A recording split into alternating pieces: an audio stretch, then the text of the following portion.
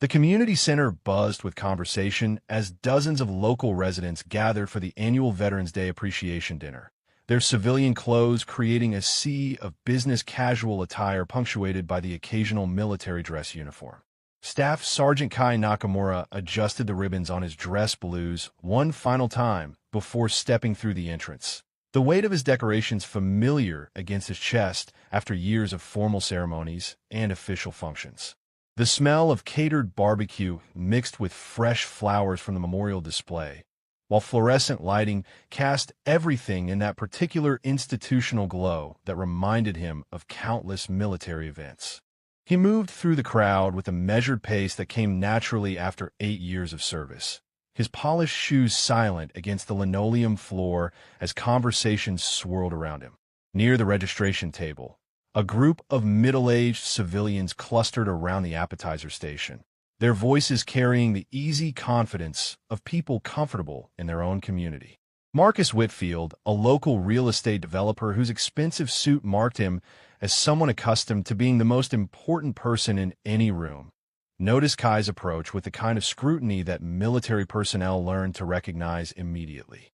"Look at this one," Marcus said to his companions, his voice loud enough to draw attention from nearby conversations. Either the Army is recruiting 12-year-olds now, or someone raided the costume shop before coming here tonight. The comment drew chuckles from his circle, which included Janet Morrison, the town's self-appointed social coordinator whose volunteer work gave her an inflated sense of authority on military matters, and Robert Shun, a middle-aged accountant whose knowledge of military affairs came entirely from action movies and cable news documentaries. Janet stepped closer to examine Kai's uniform with the invasive curiosity of someone who had never learned appropriate boundaries. "Those ribbons look pretty fancy for someone who barely looks old enough to vote," she announced with the kind of false sweetness that barely concealed genuine skepticism. "I hope he knows that stolen valor is a serious crime these days." The accusation hung in the air like smoke, drawing glances from other attendees who began to take notice of the developing situation. Kai maintained his composure with the discipline that had been drilled into him through years of military training, his expression neutral despite the heat rising in his chest as more people began to stare in his direction. Robert Chun moved to get a better view of Kai's decorations, his amateur expertise on full display as he pointed out specific ribbons and patches to his friends. "See that one there," he said with the confidence of someone who had spent an afternoon reading military websites. "That's supposed to be for special operations, but there's no way someone his age could have earned anything that significant." Before we dive deeper into this story, drop a comment and let us know what state you're watching from. Maybe you've witnessed similar situations in your community where assumptions were made too quickly about someone's background or service. The crowd around Kai continued to grow as word spread through the room about the young soldier with the supposedly fake decorations. Patricia Voss, an elementary school teacher whose classroom management skills made her feel qualified to discipline adults, appointed herself as the voice of moral authority in the situation. "Young man," she said with the tone she usually reserved for misbehaving students, "this is a sacred event honoring real veterans who made real sacrifices for our country. If those decorations aren't legitimate, you need to leave immediately before you embarrass yourself any further." Kai's jaw tightened slightly, the only visible sign of his growing frustration as he faced a room full of people who had already decided he was guilty of deception. The irony wasn't lost on him that he was being accused of stolen valor at an event specifically designed to honor veterans, surrounded by people who claimed to support the military while actively humiliating one of its members. The situation attracted the attention of other veterans in attendance, including retired Air Force Master Sergeant Linda Rodriguez, who had served during the Gulf War and recognized the dangerous dynamic developing around the young soldier. She pushed through the crowd with the no-nonsense attitude of someone accustomed to handling difficult situations. "That's enough," Linda said firmly, her voice cutting through the murmur of speculation and gossip that had begun to dominate the conversation. "This young man is our guest here tonight, and he deserves the same respect we would show any service member until proven otherwise." But Marcus Whitfield was already too invested in his role as the evening's moral enforcer to back down from the confrontation he had started. "We have a responsibility to the real veterans here tonight," he declared with theatrical righteousness, "and that means not letting some kid play dress-up with decorations he never earned." The tension in the room reached a palpable level as attendees began choosing sides, with some supporting Marcus's aggressive approach, while others felt uncomfortable with the public humiliation taking place. Kai remained standing at attention, his military bearing intact despite the growing hostility surrounding him as the situation spiraled beyond anything he could have anticipated when he decided to attend what should have been a simple community appreciation dinner.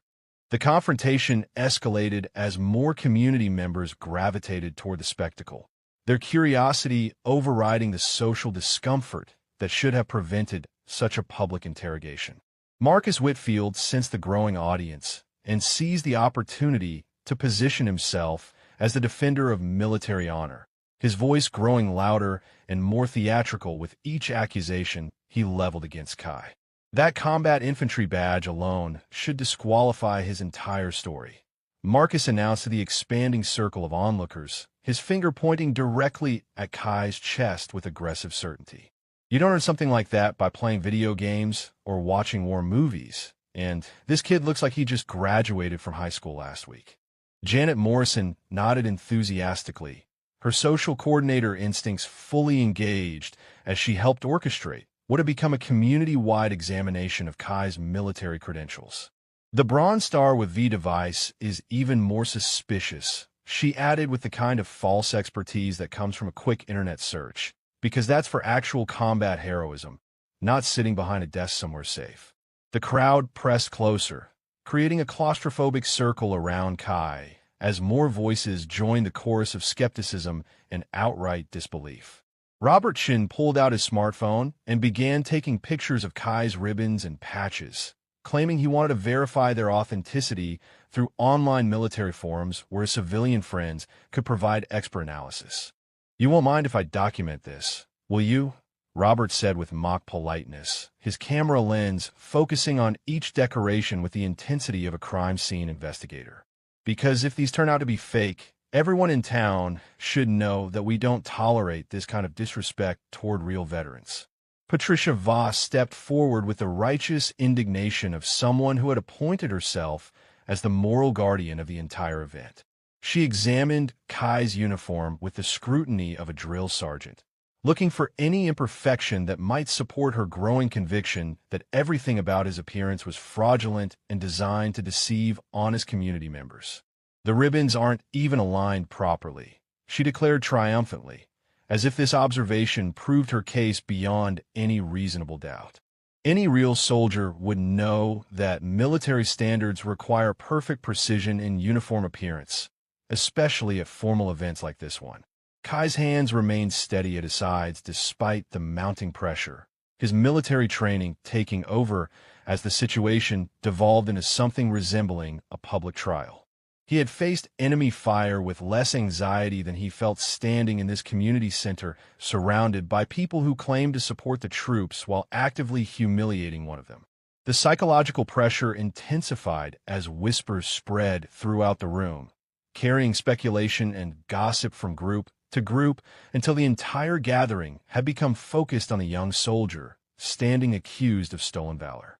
Elderly veterans who had attended the dinner to share their own stories found themselves drawn into the controversy, some defending Kai, while others remained uncertain about what to believe. Frank Dalton, a Vietnam War veteran whose own experiences with homecoming hostility made him sensitive to unfair treatment of returning soldiers, pushed through the crowd with determination.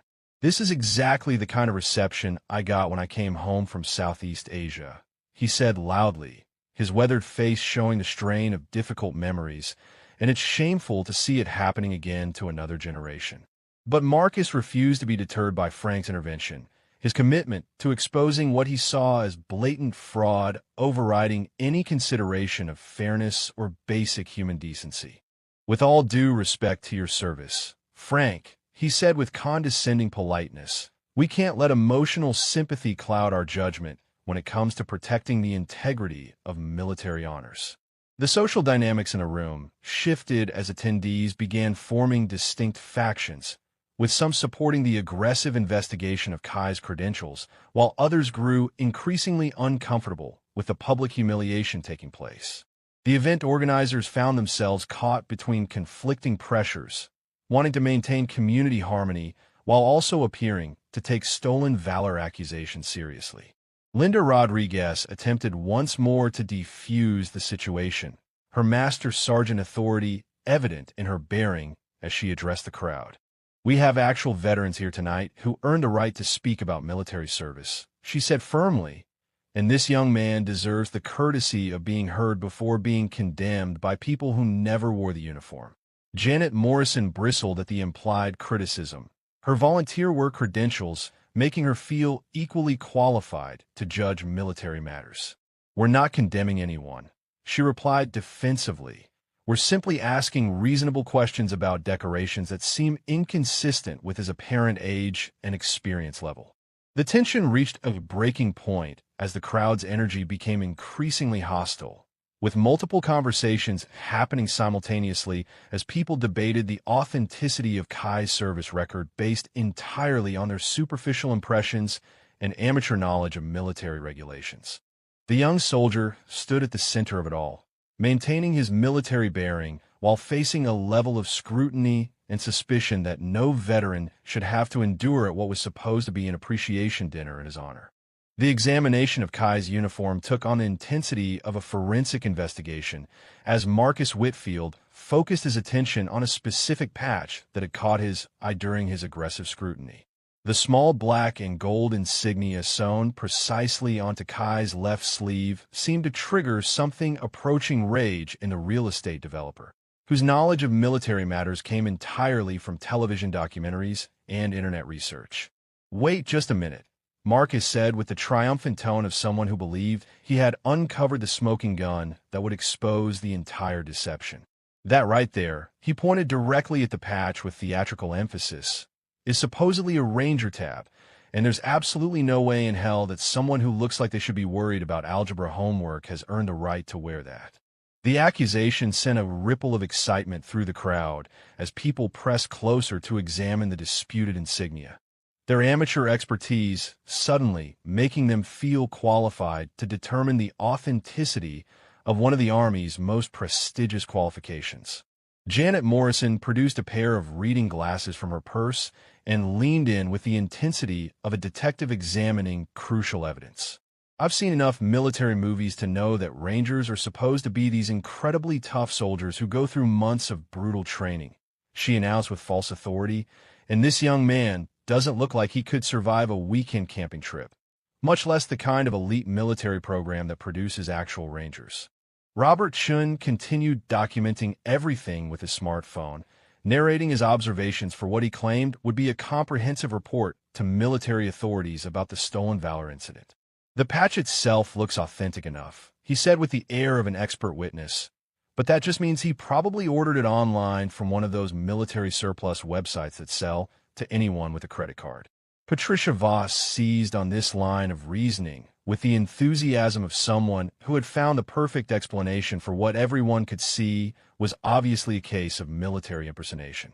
"Those websites are a disgrace to real veterans," she declared loudly enough for the entire room to hear, "because they make it possible for anyone to assemble a convincing military costume without ever serving a single day in uniform." The psychological pressure on Kai intensified as the focus narrowed to the specific qualification that represented years of his life and some of his most challenging military experiences. The Ranger tab on his sleeve wasn't just a piece of cloth. It was a symbol of the brutal training he had endured at Fort Benning, the leadership responsibilities he had accepted, and the combat operations he had led in some of the most dangerous places on Earth.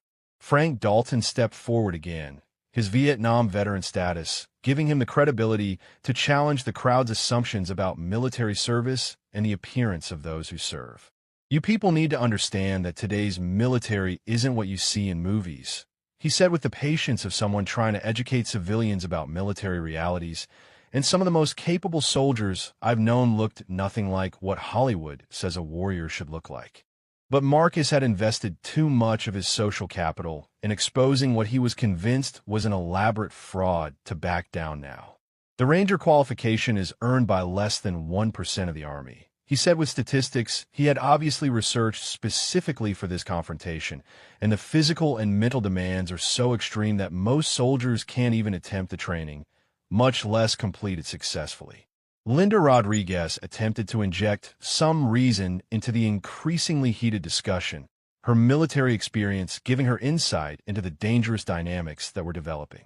Even if you have questions about someone's service record, she said firmly, this is neither the time nor the place for this kind of public interrogation, and certainly not based on assumptions about what a soldier should look like.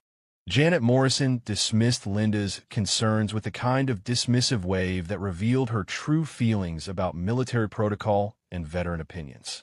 We're not making assumptions, she replied defensively. We're asking legitimate questions about decorations that seem completely inconsistent with his age, appearance, and overall demeanor. The crowd's energy continued to build as more people became convinced that they were witnessing the exposure of a major stolen valor case, their collective certainty feeding on itself, until dissenting voices became increasingly difficult to hear over the general murmur of suspicion and outrage. Several attendees began sharing their own stories of encountering military imposters, creating an atmosphere where skepticism seemed not only justified, but morally required. Robert Schoen announced that he had found several online forums where military veterans discussed the problem of stolen valor, and he began reading excerpts from discussions about how to identify fake Rangers and other fraudulent special operations claims. The consensus seems to be that authentic Rangers have a certain bearing and confidence that you can't fake, he said while looking directly at Kai, and this guy doesn't have any of those characteristics.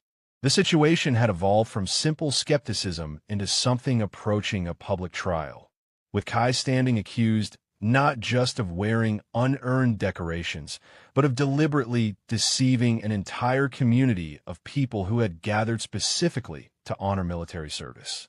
The irony of being condemned for stolen valor at a Veterans Day appreciation dinner wasn't lost on anyone, but it seemed to only intensify the crowd's determination to expose what they were convinced was an elaborate deception designed to take advantage of civilian ignorance about military matters. The community center had effectively divided into two hostile camps as the confrontation reached a level of intensity that made neutral observation impossible. On one side stood Marcus Whitfield and his growing coalition of suspicious civilians, their amateur detective work convincing them that they were on the verge of exposing a major stolen valor case that would make headlines throughout the region. On the other side, a smaller group of actual veterans and uncomfortable community members tried desperately to restore some semblance of dignity to what had started as a celebration of military service. This has gone way beyond asking reasonable questions, Linda Rodriguez declared with the authority of someone who had managed military personnel for decades. And what you're doing now is harassment of a service member who came here in good faith to participate in a community event. Her words carried the weight of genuine military experience, but they seemed to have little impact on Marcus and his supporters, who had convinced themselves that they were performing a patriotic duty by aggressively challenging what they saw as obvious deception. The real estate developer had positioned himself as the leader of the investigation, his expensive suit and local prominence giving him a platform that he was determined to use for maximum effect. Harassment would be allowing someone to dishonor real Rangers by wearing their sacred insignia without earning it. Marcus replied with the kind of moral certainty that made compromise impossible. Every authentic Ranger who ever endured that training deserves better than to see their achievements mocked by some kid who thinks he can fool a room full of civilians. Patricia Voss had appointed herself as the expert on military bearing and protocol, despite her complete lack of military experience beyond what she had absorbed from television shows and patriotic movies. Real soldiers carry themselves differently, she announced with false confidence, and they have a certain presence that comes from genuine combat experience and leadership training. Frank Dalton's face reddened with anger as he listened to civilians lecture him about military matters. His Vietnam War service giving him a perspective that the younger community members couldn't possibly understand. "You people have no idea what you're talking about," he said with the controlled fury of someone trying to remain civil despite extreme provocation, "and you're embarrassing yourselves by pretending to be experts on subjects you know nothing about." The psychological dynamics in the room had reached a dangerous tipping point where rational discussion became impossible and mob mentality took control of the situation. Robert Chun continued his documentation project, taking photographs and videos that he planned to share on social media as evidence of the stolen valor case that his amateur investigation had uncovered. "I'm going to make sure this gets the attention it deserves," Robert announced while adjusting his camera angle for better lighting. "Because stolen valor is a federal crime, and this young man needs to face the consequences of his deceptive behavior before he tries this somewhere else." Janet Morrison had begun circulating through the crowd, gathering support for what she characterized as a necessary intervention to protect the integrity of military honors and prevent future incidents of veterans being disrespected by military imposters. Her social coordinator skills made her effective at building consensus among people who were already predisposed to believe the worst about the situation. Several elderly veterans who had attended the dinner to share their own military stories found themselves caught between conflicting loyalties, wanting to support a fellow service member while also feeling pressure from the community members who had organized and funded the appreciation event. The social pressure made it difficult for anyone to defend Kai without risking their own standing in the community. Thomas Brennan, a Korean War veteran whose age and service record gave him significant moral authority, struggled visibly with the competing demands of military brotherhood and community harmony. "I don't know what to believe anymore," he admitted quietly to those standing near him. "But this whole situation feels wrong regardless of who's telling the truth." The event organizers found themselves in an impossible position, trapped between their desire to maintain community peace and their obligation to treat all veterans with appropriate respect. Sarah Martinez, the committee chairwoman, attempted to restore order by suggesting that the group move to a private area where the dispute could be resolved without disrupting the entire gathering. "Maybe we should take this conversation somewhere more appropriate," Sarah suggested with the diplomatic tone of someone trying to defuse a volatile situation, "where we can have a calm discussion about everyone's concerns without turning this into a public spectacle." But Marcus rejected any suggestion of moving the confrontation away from the public eye, understanding instinctively that his power came from the crowd's attention and energy. "This is exactly where this conversation needs to happen," he replied firmly, "because stolen valor affects the entire community, and everyone here deserves to know the truth about someone who's trying to deceive us." The standoff intensified as neither side showed any willingness to compromise, with Kai remaining silent in the center of the storm, while civilians and veterans argued around him about military protocol, service records, and the proper way to honor those who had served their country. The irony of the situation seemed lost on most participants, as a Veterans Day appreciation dinner had transformed into a trial by mob justice that threatened to destroy the very values it was supposed to celebrate. The tension had reached such a level that even casual observers began to feel uncomfortable with the direction of the confrontation. But the momentum of the crowd made it difficult for anyone to step back from positions they had already taken publicly. The atmosphere in the community center reached a fever pitch as Marcus Whitfield decided that verbal accusations were insufficient to expose what he was convinced was an elaborate deception designed to fool honest community members. His real estate background had given him experience with confrontational negotiations, and he applied those same aggressive tactics to what he saw as the most important investigation of his civilian career. "I want to see some proof," Marcus declared with the theatrical authority of someone delivering an ultimatum, "and I mean real documentation, not just standing there hoping we'll take your word for everything. If those declarations are legitimate, then you should have no problem providing the military records that back up every single ribbon and patch on that uniform." The demand for immediate documentation created a new level of pressure that transformed the social confrontation into something resembling an official interrogation. Patricia Voss nodded enthusiastically in support of Marcus's approach, her elementary school teacher instincts telling her that firm discipline was the only way to handle what she saw as obvious delinquent behavior. Any real veteran would carry their discharge papers, or at least some kind of identification that proves their service record, Patricia announced with false expertise, and the fact that he's not volunteering that information suggests that he doesn't have anything legitimate to show us. Janet Morrison seized on this line of reasoning as validation for the increasingly aggressive approach the group had taken toward investigating Kai's military credentials. She pulled out her own smartphone and began researching the specific requirements for earning Ranger qualification, reading aloud from military websites as if she were presenting evidence in a court of law.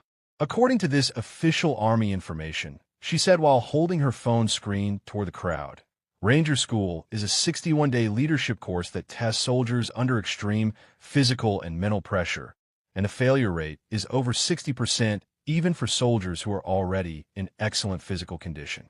Robert Chun had appointed himself as the group's documentation specialist, taking increasingly invasive photographs of Kai's uniform, while providing running commentary about the apparent inconsistencies he claimed to observe. The ribbons are arranged correctly, he admitted reluctantly, but that just proves he did his research before assembling this costume from various military surplus sources. The psychological pressure on Kai intensified as the crowd's energy became increasingly hostile and focused on forcing him to provide immediate proof of his military service in front of an audience that had already decided he was guilty of fraud. The young soldier's military training had prepared him for combat stress and leadership challenges, but nothing in his experience had equipped him to handle this kind of civilian interrogation. Frank Dalton made one more attempt to inject reason into the situation, his Vietnam War service giving him credibility that should have carried weight with community members who claim to respect military veterans. "This is not how we treat people who serve our country," he said with the controlled anger of someone who had experienced similar treatment himself. "And what you're doing here is exactly the kind of reception that drove too many of us away from civilian communities."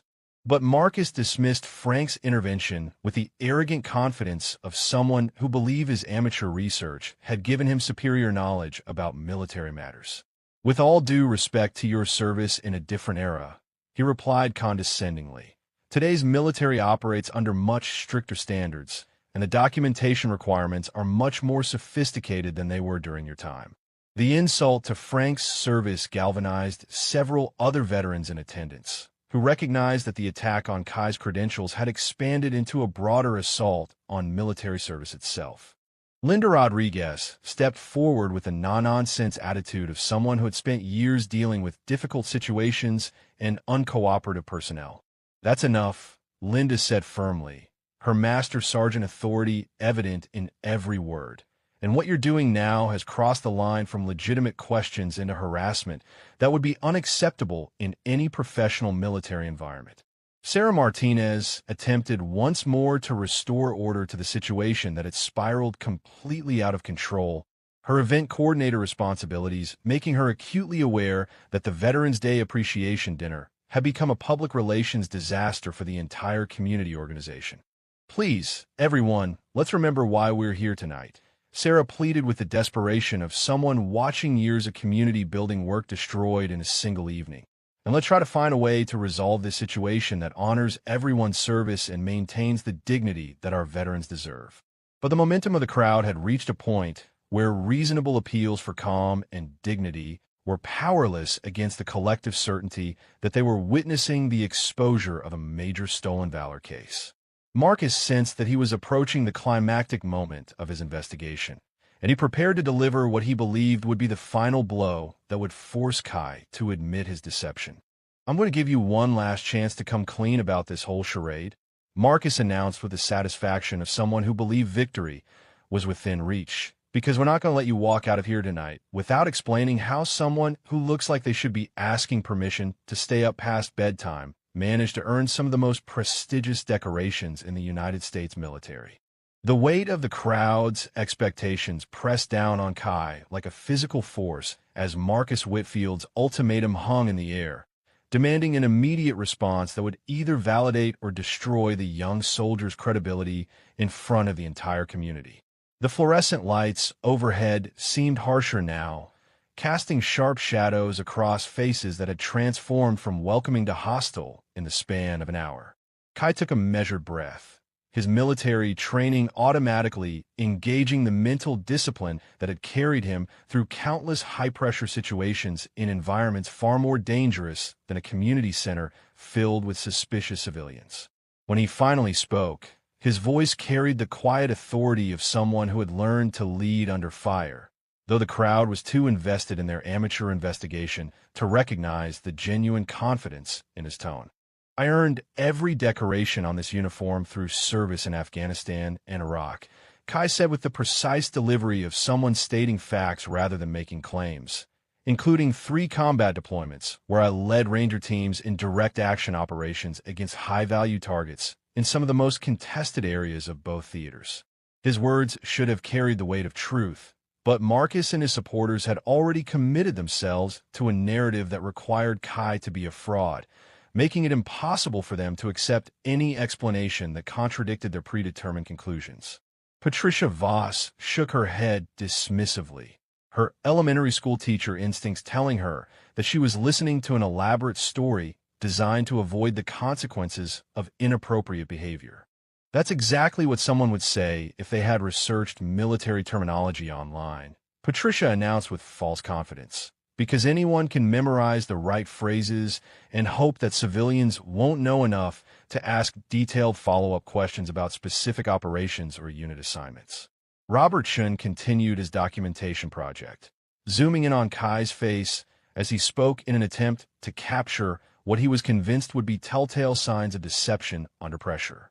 "The kid is good," Robert admitted grudgingly. But experienced investigators know that practiced liars often sound the most convincing because they've rehearsed their stories until they believe them themselves. Janet Morrison had assumed the role of cross-examiner, her social coordinator background giving her experience with managing difficult personalities and extracting information from reluctant volunteers.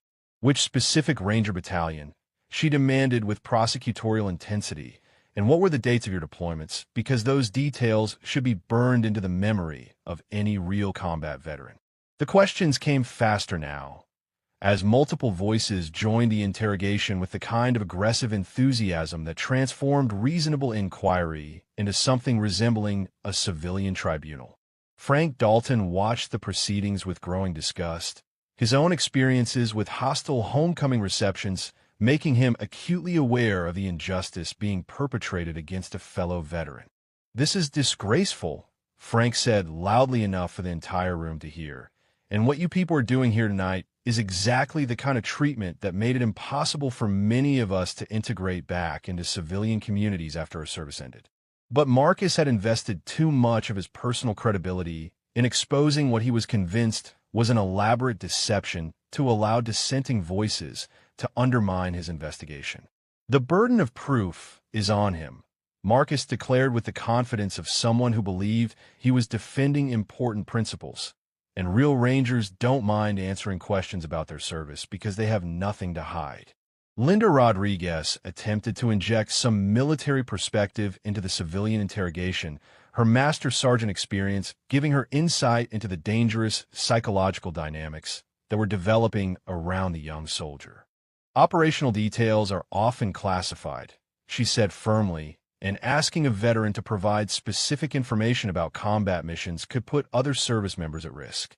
The explanation fell on deaf ears as the crowd's energy continued to build toward what felt like an inevitable confrontation.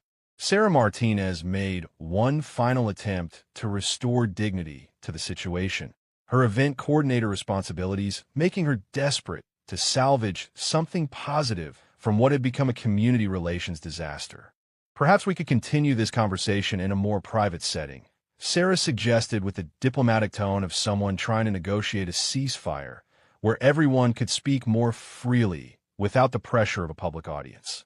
Thomas Brennan, the Korean War veteran who had been struggling with the competing demands of military brotherhood and community harmony, finally found his voice as the situation reached what felt like a point of no return.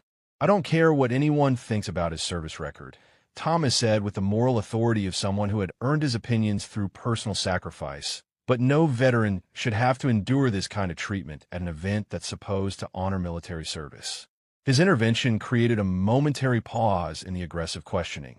But Marcus quickly seized control of the narrative again, understanding that any loss of momentum might allow Kai to escape the public accountability that the real estate developer was determined to impose. "We're not dishonoring anyone's service," Marcus replied with practiced righteousness. "We're protecting the integrity of military honors by making sure that real veterans get the recognition they deserve, not people who think they can fool us with fake decorations and memorized stories." The standoff had reached a level of intensity where compromise seemed impossible, and the resolution would require someone to publicly admit error in front of an audience that had chosen sides based on assumptions and amateur expertise rather than facts or evidence. The tension in the community center reached a dangerous crescendo as Marcus Whitfield decided that verbal confrontation was insufficient to expose what he remained convinced was an elaborate military masquerade designed to deceive patriotic community members. His background in aggressive real estate negotiations had taught him that decisive action often produced results when prolonged discussion failed to achieve desired outcomes.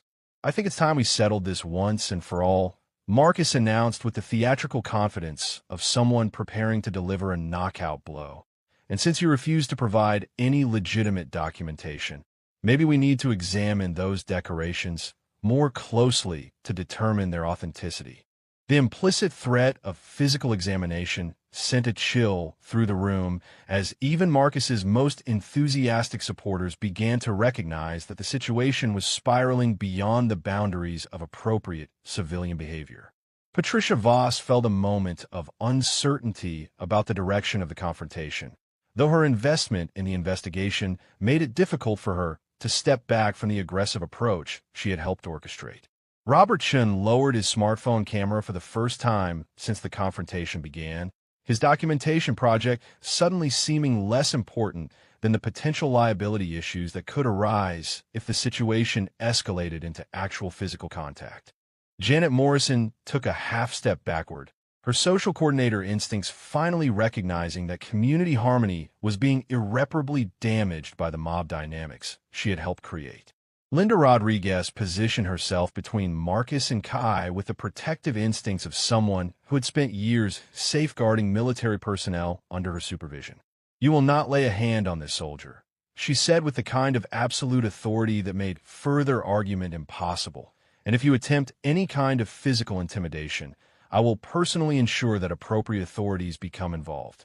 Her intervention created a moment of clarity that allowed some community members to recognize how far the situation had deteriorated from its origins as a simple Veterans Day appreciation dinner. Frank Dalton stepped forward to support Linda's position, his Vietnam War service giving him the moral authority to challenge civilian behavior that had crossed the line from skepticism into harassment. "What you're suggesting now is assault," Frank said with the controlled fury of someone who had witnessed too many injustices to remain silent. "And no amount of amateur detective work gives you the right to put your hands on a service member who came here in good faith to participate in a community event." But Marcus had invested too much of his personal credibility and social standing in the investigation to back down when he felt victory was within reach. "The community has a right to know the truth," he replied with false righteousness. "And if he's unwilling to provide legitimate proof of his service, then we have every right to examine evidence that he's chosen to display publicly." Thomas Brennan found his voice again, his Korean War experience giving him perspective on the dangerous dynamics that were developing in the room. "This has gone way beyond anything reasonable," he said with the moral weight of someone who had earned his opinions through personal sacrifice. "And what you're talking about now would be a disgrace to every veteran who ever wore the uniform with honor." Sarah Martinez made a desperate final attempt to restore order before the situation devolved into something that could result in criminal charges and permanent damage to community relationships. "I'm calling this event to an official end," she announced with the authority of the organizing committee chairwoman. and I'm asking everyone to please leave peacefully before this situation gets any worse." Her plea for sanity fell on deaf ears, as Marcus prepared to make what he believed would be the decisive move that would expose Kai's deception and vindicate his investigation in front of the entire community. The real estate developer's hand moved toward Kai's uniform with the slow deliberation of someone who understood that he was crossing a line but felt justified by his conviction that he was defending important principles. The moment stretched with unbearable tension as the crowd held its collective breath, waiting to see whether Marcus would actually follow through on his implied threat to physically examine Kai's decorations. The young soldier remained perfectly still, his military training keeping him calm despite the unprecedented nature of the situation he was facing. Just as Marcus's fingers reached toward the Ranger tab that had become the focal point of the entire confrontation, the sound of the community center's main entrance opening echoed through the room with the authority of divine intervention.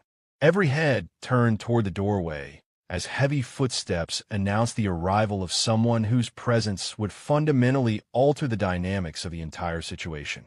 The newcomer's silhouette appeared in the entrance with the bearing of someone accustomed to command authority, though the crowd was too focused on their own drama to immediately recognize the significance of the figure who had just entered their makeshift courtroom.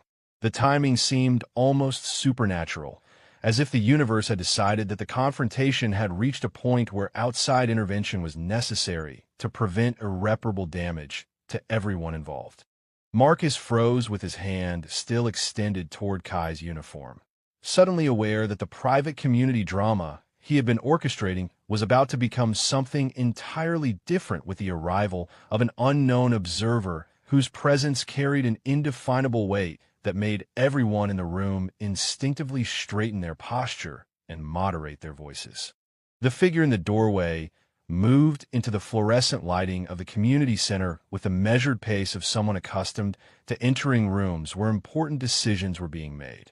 Colonel James Mitchell carried himself with the unmistakable bearing of a career military officer, his civilian clothes unable to conceal the authority that came from 3 decades of leading soldiers in peace and war across multiple theaters of operation. His presence created an immediate shift in the room's energy as the aggressive confrontation around Kai suddenly seemed less important than identifying this new arrival whose entrance had commanded the attention of every person in the community center. Marcus Whitfield's hand remained frozen inches from Kai's uniform as he struggled to process the unexpected interruption of what he had believed would be his moment of triumphant exposure. The colonel's eyes swept the room with the professional assessment of someone trained to quickly evaluate tactical situations and determine the appropriate response to developing crises. His gaze lingered on the circle of people surrounding Kai, taking in the aggressive postures and hostile expressions that marked the civilian confrontation he had inadvertently interrupted. "Good evening," Colonel Mitchell said with the courteous formality of someone addressing a group of civilians while maintaining the underlying authority that made it clear he was not asking permission to participate in whatever discussion was taking place. "I hope I'm not interrupting anything important, but I noticed quite a bit of commotion from the parking lot and wanted to ensure that everything was proceeding appropriately." Sarah Martinez seized on the colonel's arrival as a potential solution to the crisis that had destroyed her carefully planned Veterans Day appreciation dinner. She approached him with the desperate relief of someone who recognized that outside authority might be the only way to restore order to the situation that had spiraled completely beyond her control. "Colonel, I'm Sarah Martinez, the event coordinator," she said with the breathless urgency of someone delivering a crisis briefing. "And we're having a situation with questions about military service that has gotten quite heated, and we could really use someone with actual military expertise to help resolve the confusion." The colonel nodded with the patience of someone who had dealt with countless civilian requests for military guidance over the course of his long career. His attention turned to Kai, whose military posture and bearing were immediately recognizable to someone with decades of experience evaluating soldiers and their qualifications. Patricia Voss stepped forward with the aggressive confidence of someone who believed that the arrival of military authority would vindicate her investigation and expose what she remained convinced was an obvious case of stolen valor. "Colonel," she said with false deference, "we've been trying to verify this young man's military credentials because several of his decorations seem inconsistent with his apparent age and experience level." The colonel's expression remained neutral as he processed Patricia's explanation, though his professional training allowed him to recognize the dangerous dynamics that had developed around the young soldier. Marcus Whitfield decided that the colonel's arrival presented an opportunity to gain official validation for his investigation and stepped forward to provide his version of events. "Sir, I'm Marcus Whitfield, and as a concerned community member, I felt obligated to question decorations that appeared to be fraudulent," Marcus said with the respectful tone he reserved for people whose authority he was forced to acknowledge, particularly this Ranger tab and Bronze Star that seemed completely inappropriate for someone of his apparent background. Colonel Mitchell listened to Marcus's explanation without interruption, his military training teaching him the value of gathering complete information before making any judgments about complex situations. His eyes returned to Kai, studying the young soldier's uniform and bearing with the expert assessment that came from years of evaluating military personnel and their qualifications. Frank Dalton approached the colonel with the relief of someone who finally had access to genuine military authority that could end the civilian witch hunt that had tormented a fellow veteran. "Colonel, I'm Frank Dalton, Vietnam veteran, and what's been happening here tonight is a disgrace to everything we claim to believe about supporting our troops and honoring military service." Linda Rodriguez stepped forward to provide her own military perspective on the situation, her master sergeant experience giving her credibility with the colonel that the civilian investigators lacked. "Sir, I'm retired Master Sergeant Rodriguez, and this soldier has been subjected to harassment that would be completely unacceptable in any professional military environment, based entirely on civilian assumptions about what a veteran should look like." The colonel absorbed these competing perspectives while maintaining the diplomatic neutrality that his rank and experience had taught him was essential when dealing with sensitive situations involving both military and civilian personnel. Robert Chun continued his documentation project, though he now pointed his camera toward the colonel rather than Kai, sensing that the Real story was about to unfold with the arrival of someone who possessed the expertise to definitively resolve the disputed questions about military credentials and service records. Thomas Brennan watched the proceedings with the hope of someone who had finally seen the arrival of an authority figure capable of ending the injustice that had unfolded in front of the entire community, while Janet Morrison wondered whether the colonel's intervention would support or undermine the investigation that she had helped orchestrate through her social coordination efforts. Colonel Mitchell moved through the crowd with the deliberate purpose of someone conducting an official investigation, his military bearing commanding immediate respect from veterans and civilians alike as he approached the center of the confrontation. The room fell into an expectant silence, as everyone recognized that the arrival of genuine military authority would finally provide definitive answers to the questions that had divided the community gathering. The colonel positioned himself directly in front of Kai, his experienced eyes beginning a professional examination of a young soldier's uniform and decorations with the kind of expertise that no civilian investigator could possibly possess. Marcus Whitfield watched with barely contained anticipation, convinced that official military scrutiny would vindicate his aggressive investigation and expose the fraud he remained certain he had uncovered. "Son," Colonel Mitchell said with the respectful formality of one military professional addressing another, "I'd like to take a look at your decorations if you don't mind, just to satisfy the concerns that have been raised by these community members who clearly care deeply about military integrity." Kai responded with the immediate compliance that marked him as someone genuinely familiar with military protocol, his posture straightening as he presented his ribbons and patches for official inspection. The colonel leaned in to examine each decoration with the methodical thoroughness of someone who had spent decades evaluating military personnel and their qualifications. Patricia Voss moved closer to observe the colonel's examination, her elementary school teacher instincts telling her that she was about to witness the exposure of deceptive behavior that would vindicate her suspicions about the young soldier's fraudulent claims. Robert Chun adjusted his camera angle to capture what he hoped would be the climactic moment when military authority confirmed civilian suspicions about stolen valor. The colonel's examination proceeded with professional deliberation as he studied the combat infantry badge, the Bronze Star with V device, and the various campaign ribbons that had triggered such aggressive scrutiny from the community members who had appointed themselves as investigators.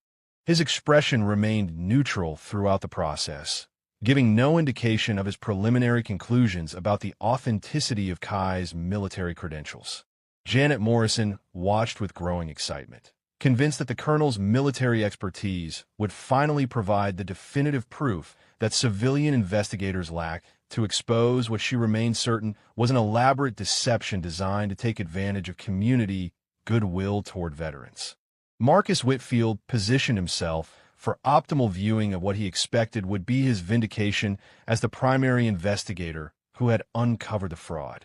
The colonel's attention focused particularly on the Ranger tab that had become the primary target of civilian suspicion, his fingers tracing the precise stitching and placement with the kind of detailed examination that only someone thoroughly familiar with military uniform regulations could provide. Frank Dalton and Linda Rodriguez waited anxiously for the colonel's professional assessment, hoping that military authority would finally end the harassment of a fellow veteran. After several minutes of careful examination, Colonel Mitchell straightened and stepped back slightly, his expression still revealing nothing about his conclusions regarding the authenticity of Kai's military service record. The crowd held its collective breath as they waited for the official verdict that would either vindicate or condemn the young soldier who had become the center of such intense controversy. "I need to ask you a few questions about your service," the colonel said to Kai with the professional courtesy of one military officer interviewing another, "and I want you to answer as specifically as you can given any operational security considerations that might apply to your assignments."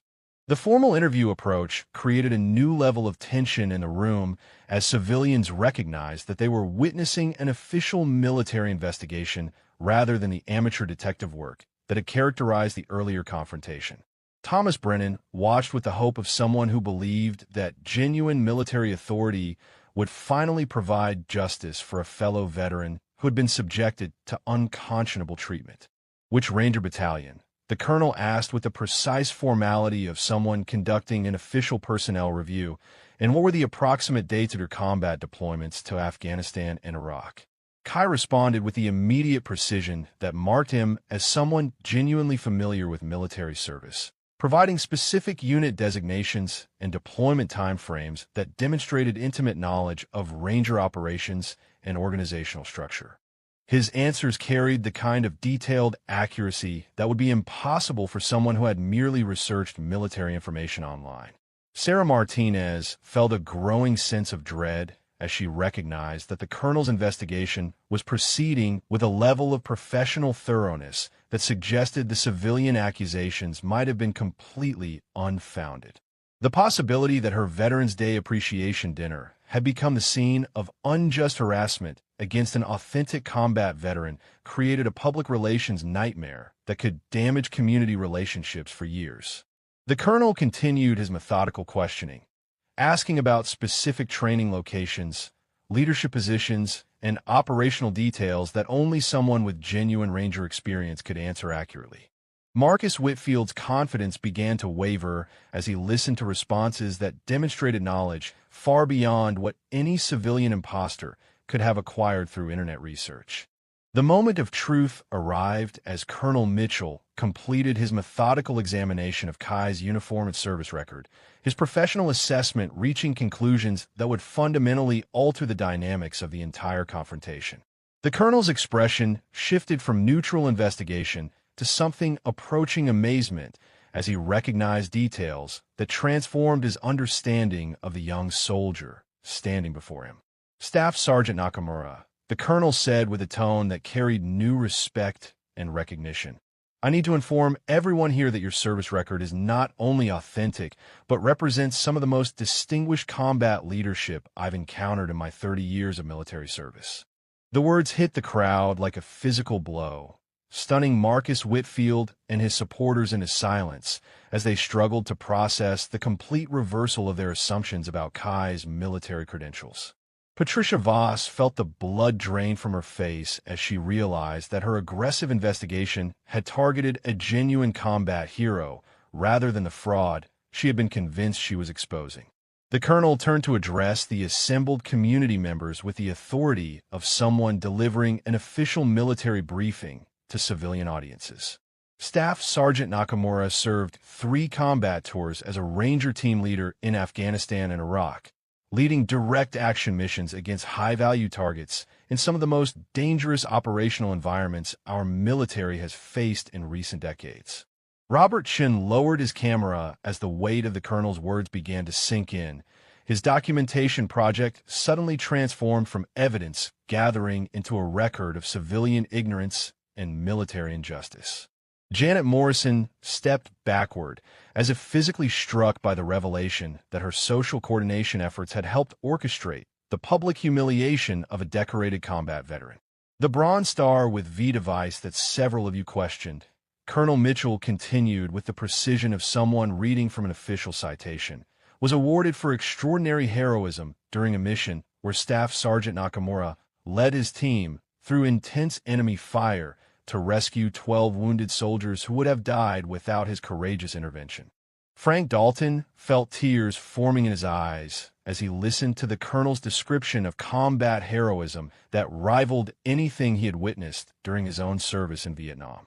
Linda Rodriguez nodded with the satisfaction of someone whose military instincts had been completely vindicated by official confirmation of what she had recognized from the beginning.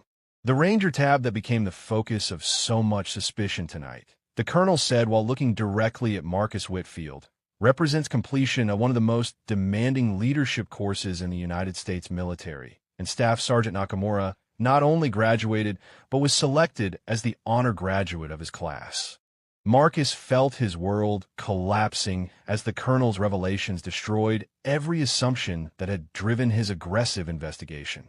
The real estate developer had built his entire case on the belief that Kai's youthful appearance made his decorations impossible, never considering that exceptional soldiers often achieve extraordinary things at young ages through dedication and sacrifice that civilians cannot comprehend.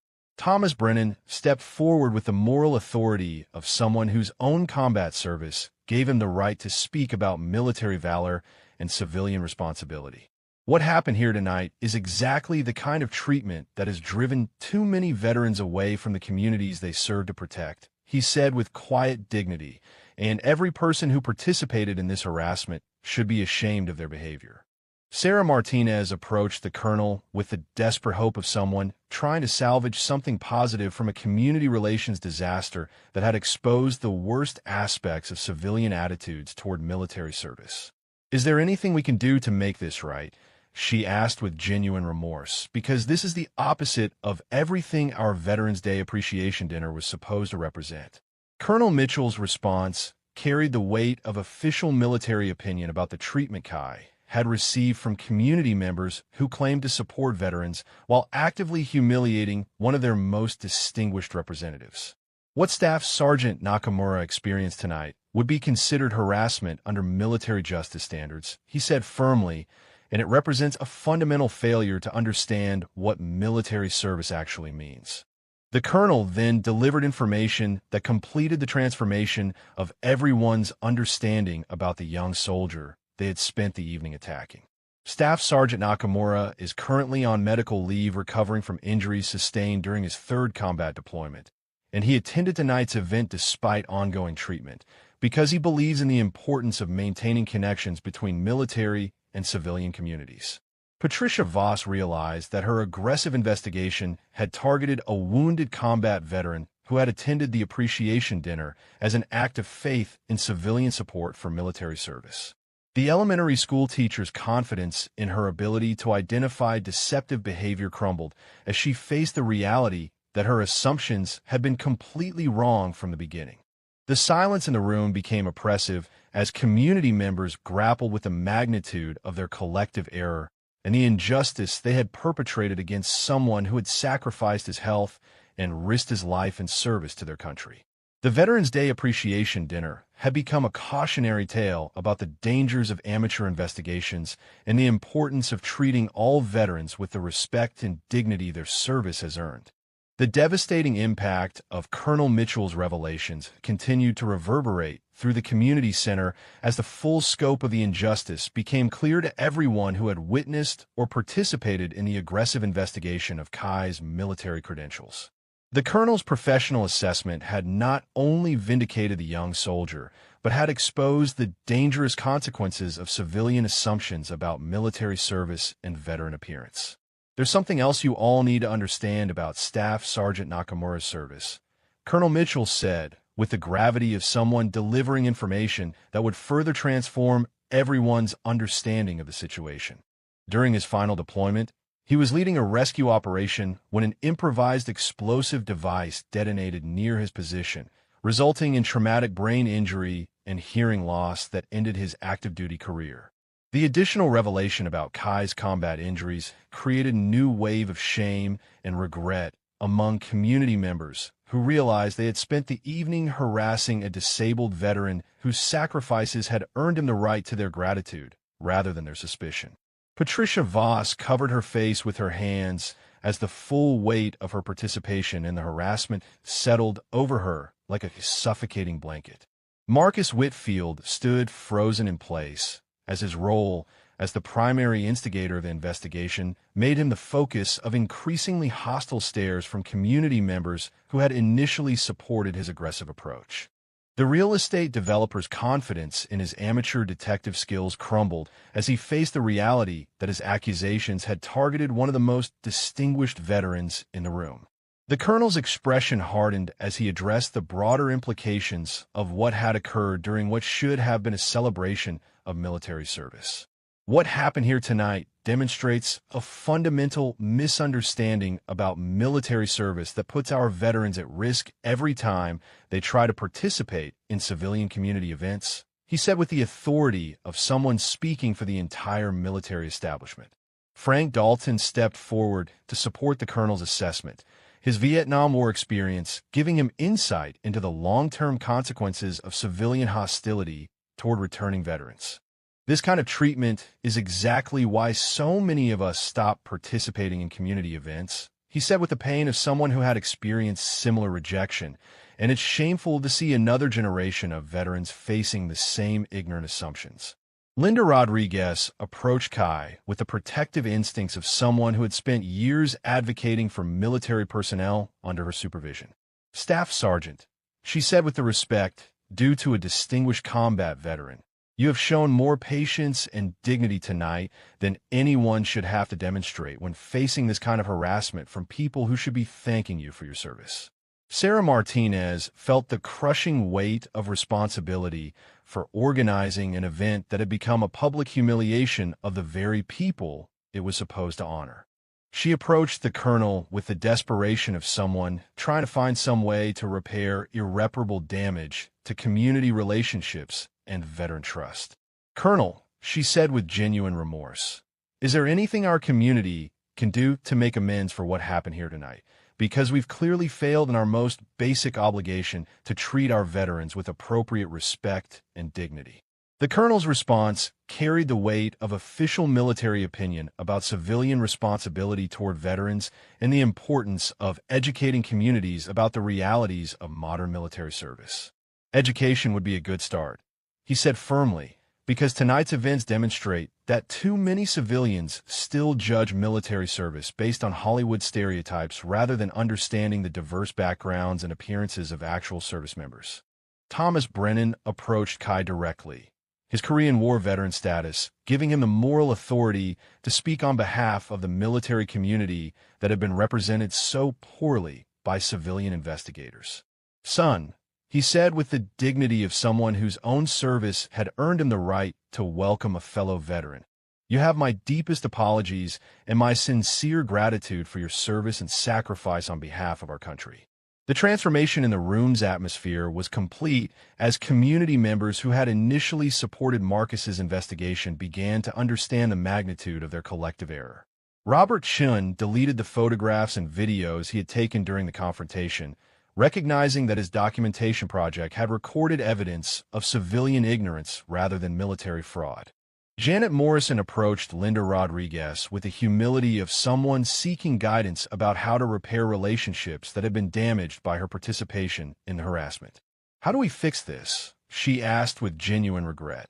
"Because what we did tonight was wrong, and we need to find ways to ensure it never happens again to any veteran in our community." Colonel Mitchell delivered his final assessment of the situation with the precision of someone providing an official military evaluation of civilian behavior toward veterans. Staff Sergeant Nakamura attended tonight's event despite ongoing medical treatment because he believes in the importance of maintaining positive relationships between military and civilian communities, and the treatment he received here represents a betrayal of that faith. The silence that followed the colonel's words was profound as everyone present grappled with the realization that their Veterans Day Appreciation Dinner had become a cautionary tale about the dangers of judging veterans based on appearance and the importance of trusting military service rather than questioning it through amateur investigation. The evening had transformed from celebration to education in the most painful way possible. The transformation of the Veterans Day Appreciation Dinner reached its conclusion as Colonel Mitchell stepped forward to address the final implications of the evening's events and the lessons that the entire community needed to learn from their collective failure to properly honor one of their most distinguished veterans. His words carried the weight of official military assessment about civilian responsibility and the importance of treating all veterans with appropriate dignity. Staff Sergeant Nakamura, Colonel Mitchell said, while turning to face Kai directly, "On behalf of the United States Army and every service member who has worn the uniform with honor, I want to personally apologize for the treatment you received tonight and to thank you for the patience and dignity you showed while facing harassment that no veteran should ever have to endure." The colonel's formal apology created a moment of profound silence as community members finally understood the full scope of what had transpired during what should have been a celebration of military service. Marcus Whitfield approached Kai with the broken demeanor of someone whose confidence had been completely shattered by the revelations about the young soldier's authentic and distinguished service record. "Staff Sergeant, I owe you the deepest apology possible," Marcus said with genuine remorse that marked a complete transformation from his earlier aggressive certainty. "And I want you to know that I will spend whatever time necessary learning about military service so that I never make these kinds of assumptions again about any veteran." Patricia Voss followed with her own expression of regret, her elementary school teacher background finally providing appropriate guidance about taking responsibility for harmful behavior. "What I did tonight was wrong," she said with the humility of someone who had learned a painful lesson about the dangers of judging people based on superficial impressions, "and I promised to educate myself about the realities of military service so I could be a better advocate for veterans in our community." Sarah Martinez stepped forward to announce the concrete changes that would result from the evening's events. Her event coordinator responsibilities now focused on ensuring that future veteran appreciation efforts would actually honor rather than humiliate the people they were supposed to celebrate. "Our community will be implementing veteran education programs," she said with determination, "and we'll be working with local military organizations to ensure that all future events are planned and conducted with appropriate respect for those who have served." Frank Dalton approached Kai with a brotherhood that connected veterans across different generations and conflicts. His Vietnam War experience giving him insight into the courage required to maintain faith in civilian communities despite experiencing their worst behavior. "You handled tonight with more grace than most of us would have managed," he said with genuine admiration, "and you've shown everyone here what military bearing and honor actually look like under pressure." Linda Rodriguez announced her intention to work with the community to establish proper protocols for veteran recognition events, her Master Sergeant experience providing the expertise needed to educate civilians about appropriate behavior toward military personnel. "We're going to make sure that every community member understands the basics of military service and veteran respect," she said firmly, "so that no veteran ever again faces this kind of treatment at an event designed to honor their sacrifice."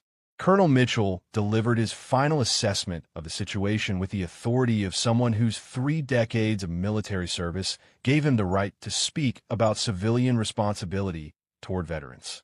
Tonight's events demonstrate why so many veterans become isolated from the communities they serve to protect, he said with the gravity of someone identifying a serious national problem. And it's essential that we address these attitudes before they drive away more of the people who sacrificed for our freedom. Thomas Brennan stepped forward to offer his support for Kai's continued involvement in community events, despite the traumatic experience he had endured during what should have been a welcoming appreciation dinner. I hope you won't let tonight's events discourage you from participating in future community activities, he said with the encouragement of a fellow veteran, because we need voices like yours to help educate civilians about the realities of modern military service. The evening concluded with a transformation that seemed almost impossible given the hostility and suspicion that had dominated the earlier confrontation. Robert Chun approached Kai to personally apologize for his documentation project and to offer his services in creating positive content about veteran experiences that could help educate other community members about military service and sacrifice. Janet Morrison committed to using her social coordination skills to organize proper veteran education programs that would prevent future incidents of harassment based on ignorant assumptions about military service and veteran appearance. The lessons learned tonight will guide everything we do going forward, she said with the determination of someone who had learned the importance of understanding rather than judging. If this story moved you, please drop a comment and let us know what resonated most with you. Have you witnessed similar situations where assumptions were made too quickly about someone's background or service? Or do you know veterans who have shown the same kind of dignity under pressure that Kai demonstrated tonight? Sometimes the most important lessons come from our mistakes, and every community needs advocates who understand that honoring veterans means trusting their service rather than questioning their right to wear the uniform they earned through sacrifice. The evening had transformed from a celebration gone wrong into an education about the importance of treating all veterans with the respect and dignity their service has earned, regardless of how they might appear to civilian eyes untrained in recognizing the diverse faces of military heroism.